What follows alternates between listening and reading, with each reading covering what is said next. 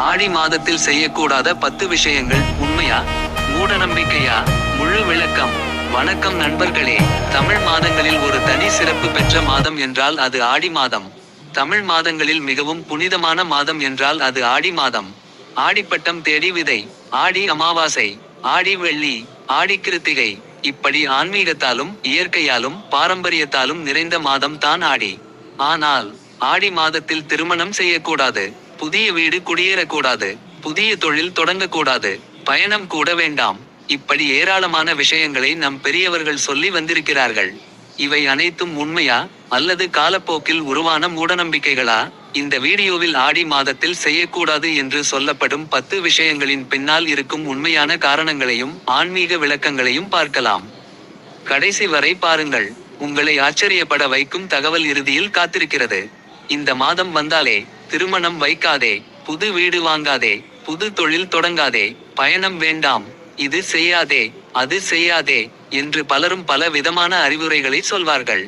ஆனால் இந்த பழக்கவழக்கங்கள் அனைத்தும் உண்மையில் சாஸ்திரத்தில் சொல்லப்பட்டவையா?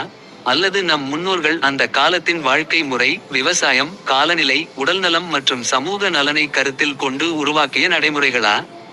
இன்றைய வீடியோவில் ஆடி மாதத்தில் செய்யக்கூடாது என்று பரவலாக சொல்லப்படும் 10 விஷயங்களின் பின்னணியை ஆராயப் போகிறோம். எந்த நம்பிக்கையையும் இழிவுபடுத்தாமல் அதே நேரத்தில் அதன் பின்னால் இருக்கும் வரலாறு, ஆன்மீக அர்த்தம் மற்றும் நடைமுறை காரணங்களை புரிந்து கொள்ள முயற்சிப்போம். இறுதியில் ஆடி மாதத்தின் உண்மையான நோக்கம் என்ன என்ற கேள்விக்கும் பதில் கிடைக்கும். அதனால் வீடியோவை இறுதி வரை தவறாமல் பாருங்கள். ஆடி மாதம் ஏன் இவ்வளவு சிறப்பு? தமிழ் ஆண்டின் 4வது மாதம் ஆடி.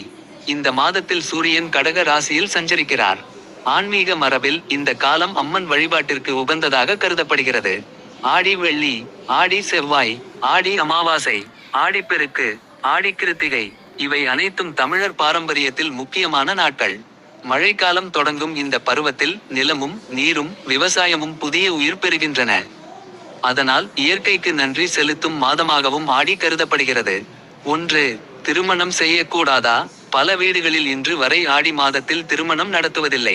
ஆனால் இதற்கான காரணம் என்ன? பழைய காலத்தில் பெரும்பாலான குடும்பங்கள் விவசாயத்தை சார்ந்திருந்தன. மழை ஆரம்பமாகும் காலத்தில் வயல்வெளி பணிகள் அதிகரிக்கும். திருமணம் போன்ற பெரிய விழாக்களை நடத்துவது சிரமமாக இருந்தது. மேலும் திருமணத்திற்கு பிறகு கர்ப்பம் தரிக்கும் காலம் மற்றும் குழந்தை பிறக்கும் பருவத்தை பற்றிய உடல்நல கருத்துகளும் இருந்ததாக சில வரலாற்று ஆய்வாளர்கள் குறிப்பிடுகின்றனர். எனவே இது வெறும் மூடநம்பிக்கை என்று மட்டும் கூற முடியாது, அந்த கால சமூக சூழ்நிலையுடன் தொடர்புடைய ஒரு நடைமுறையாகவும் பார்க்கலாம். 2. புதிய வீடு குடியேறக்கூடாதா? மழைக்காலத்தில் கட்டிடங்கள் ஈரப்பதமாக இருக்கும். பூஞ்சை, ஈரநாற்றம், பூச்சிகள் அதிகமாக இருக்கலாம். அதனால் சிறிது காலம் காத்திருந்து குடியேறுவது பாதுகாப்பாக இருந்தது. இன்று நவீன கட்டுமான முறைகள் காரணமாக இந்த சிக்கல்கள் குறைந்தாலும் சிலர் பாரம்பரிய நம்பிக்கையின் அடிப்படையில் இன்னும் இந்த வழக்கத்தை பின்பற்றுகிறார்கள். 3. புதிய தொழில் தொடங்கக்கூடாதா?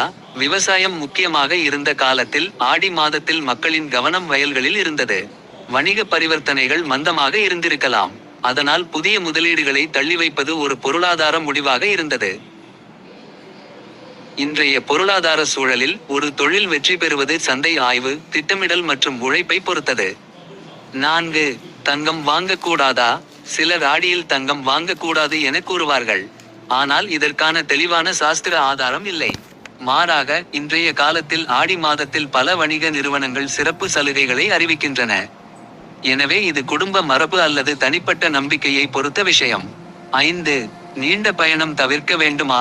பழங்காலத்தில் சாலைகள் இன்றைய போல் இல்லை. ஆறுகள் பெருக்கெடுத்து ஓடும், பாலங்கள் குறைவு. மழை காரணமாக பயணம் ஆபத்தாக இருந்தது. அதனால் தேவையற்ற பயணங்களை தவிர்க்க அறிவுறுத்தினர். இன்று பாதுகாப்பான போக்குவரத்து இருந்தாலும் மழைக்காலத்தில் வானிலை எச்சரிக்கைகளை கவனிப்பது நல்ல பழக்கமாகும். 6. மரம் வெட்டக்கூடாதா? ஆடி மாதம் இயற்கை மீண்டும் பசுமை பெறும் காலம். மரங்கள் வளர்ச்சியடையும் இந்த நேரத்தில் அவற்றை பாதுகாக்க வேண்டும் என்ற எண்ணம் இருந்தது. இது சுற்றுச்சூழல் பாதுகாப்பை ஊக்குவிக்கும் பாரம்பரிய அறிவாக கருதலாம். 7. இறைச்சி சாப்பிடக்கூடாதா? பல குடும்பங்கள் ஆடி மாதத்தில் சைவ உணவை பின்பற்றுகிறார்கள். இதற்கு ஆன்மீக காரணமாக அம்மன் வழிபாட்டில் விரதம் இருப்பது குறிப்பிடப்படுகிறது. அதே நேரத்தில் மழைக்காலத்தில் உணவு கெடுதல் அதிகமாக இருந்த காலத்தில் உடல்நல காரணங்களும் இருந்திருக்கலாம். இது பலருக்கு விரதம், ஒழுக்கம் மற்றும் உடல் மனம் சமநிலையை பயிற்சி செய்யும் காலமாக இருந்தது. 8. வீட்டில் சண்டை போடக்கூடாதா? ஆடி மாதத்தில் வீடு அமைதியாக இருக்க வேண்டும் என்று பெரியவர்கள் கூறியுள்ளனர்.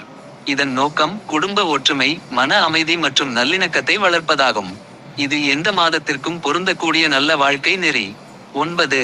பெண்கள் அம்மன் வழிபாடு செய்வது ஏன்? ஆடி வெள்ளி மற்றும் ஆடி செவ்வாய்களில் அம்மன் வழிபாடு சிறப்பாக நடைபெறுகிறது. இந்த வழிபாடு பெண்களின் மன உறுதி, குடும்ப நலன், சமூக ஒற்றுமை ஆகியவற்றுடன் தொடர்புடையதாக பலர் கருதுகின்றனர். தமிழகத்தின் பல பகுதிகளில் இந்த வழிபாடு சமூக உறவுகளை வலுப்படுத்தும் ஒரு மரபாகவும் உள்ளது. 10. ஆடி மாதத்தின் உண்மையான செய்தி என்ன? ஆடி மாதத்தின் மைய கருத்து பயம் அல்ல. அது பக்தி, இயற்கைக்கு மரியாதை, குடும்ப ஒற்றுமை, தன்னடக்கம் மற்றும் சமூக பொறுப்பு. முன்னோர்கள் வாழ்க்கையை இயற்கையின் சுழற்சியோடு இணைத்து வாழ்ந்தார்கள். அதன் காரணமாகவே பல வழக்கங்கள் உருவாயின. இன்றைய காலத்தில் அவற்றின் பின்னணியை புரிந்து கொண்டு பொருத்தமானவற்றை அறிவோடு கடைபிடிப்பதே சிறந்த அணுகுமுறை. நண்பர்களே, ஆடி மாதத்தில் சொல்லப்படும் ஒவ்வொரு பழக்கத்திற்கும் ஒரு பின்னணி இருக்கலாம். உண்மையா, மூடநம்பிக்கையா? இப்போது முக்கியமான கேள்வி, இந்த 10 விஷயங்களும் மூடநம்பிக்கையா? பதில் இதோ. அனைத்தும் மூடநம்பிக்கை இல்லை. அனைத்தும் முழு உண்மையும் இல்லை. பல பழக்கவழக்கங்கள் அக்கால சமூக சூழல், பருவநிலை, விவசாயம், உடல்நலம், பாதுகாப்பு ஆகியவற்றை அடிப்படையாக கொண்டு உருவானவை. காலம் மாறியதால் சிலவற்றின் நடைமுறை தேவைகள் குறைந்திருக்கலாம். ஆனால் அவற்றின் பின்னால் இருந்த நோக்கத்தை புரிந்து கொள்வது முக்கியம். நம்பிக்கையையும் அறிவையும் சமநிலையுடன் அணுகினால் தான் பாரம்பரியத்தின் உண்மையான மதிப்பை அறிய முடியும். சிலவற்றுக்கு ஆன்மீக அர்த்தம் உள்ளது. சிலவற்றுக்கு சமூக மற்றும் உடல்நல காரணங்கள் உள்ளன. சிலவை காலப்போக்கில் மாறியிருக்கலாம். எனவே பாரம்பரியத்தையும் அறிவையும் சமநிலையுடன் அணுகுவது முக்கியம். இந்த வீடியோ உங்களுக்கு பயனுள்ளதாக இருந்தால் லைக் செய்யுங்கள். உங்கள் வீட்டில் ஆடி மாதம் தொடர்பாக என்னென்ன பழக்க வழக்கங்கள் உள்ளன? அவற்றை கருத்து பகுதியில் பகிருங்கள். இது போன்ற தமிழ் ஆன்மீக, வரலாறு மற்றும் சுவாரஸ்ய தகவல்களுக்கு எங்கள் சேனலை சப்ஸ்கிரைப் செய்து பெல் ஐகானை அழுத்துங்கள். நன்றி. அடுத்த வீடியோவில் மீண்டும் சந்திப்போம்.